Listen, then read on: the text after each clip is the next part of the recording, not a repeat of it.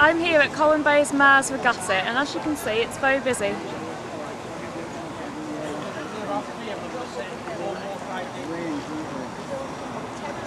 As you can see, the boats come in all different shapes and sizes.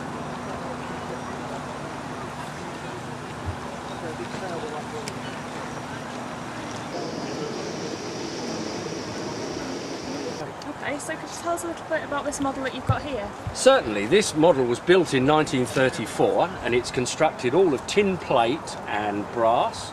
It's got a real steam engine inside it, and it's basically designed for an early form of model boat competition, which is straight running, so there is no radio control in it. Okay, so what does straight running mean? Straight running was the very early form of model boat competition before the invention of radio control for models. So basically we actually send the boat down the targets, which are 60 yards away. It's very much like playing darts with a model boat. As you can see now, we've got the whole thing steamed up now. So inside there the boiler's very hot, producing a lot of steam.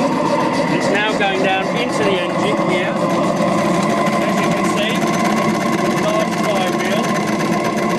The one thing about steam is it's alive. The small steam engine in there is pushing round this very large propeller.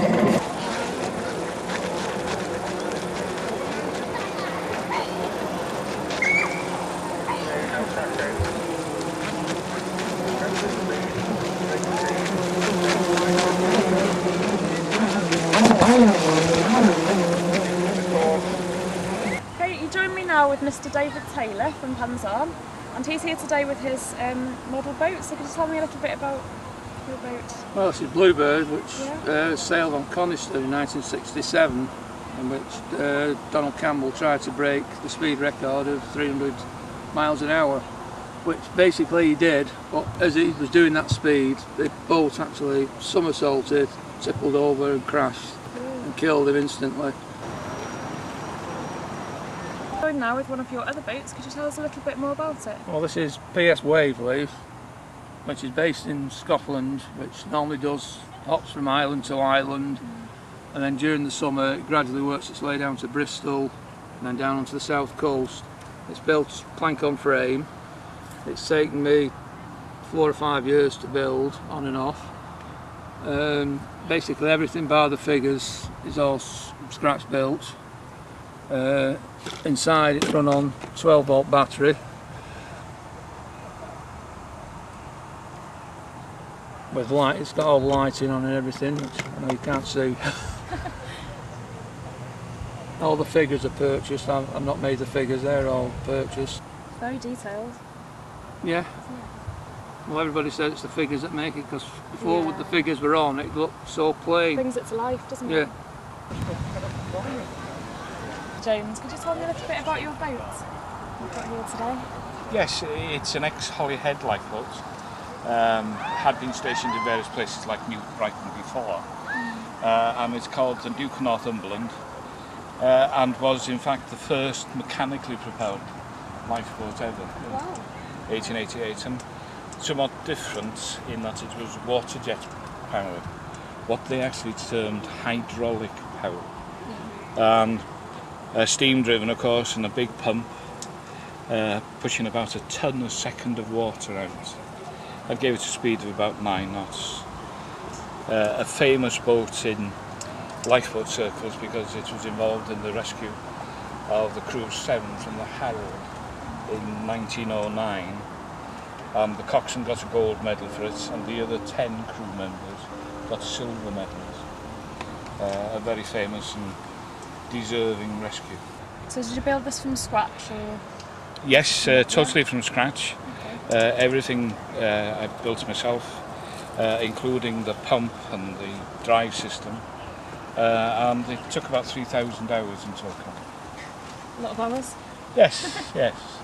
But before that it had taken me about 10 years of research. Right, yeah, difficult getting a hold of information on it, and photographs, but over the period I managed it. Enjoyable job. Oh yeah.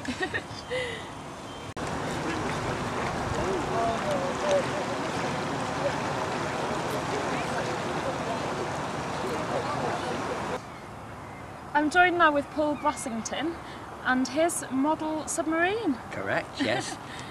It was started in the late 50s, so it's getting quite old. Originally it was made out of wood, 2 planks of wood stuck together.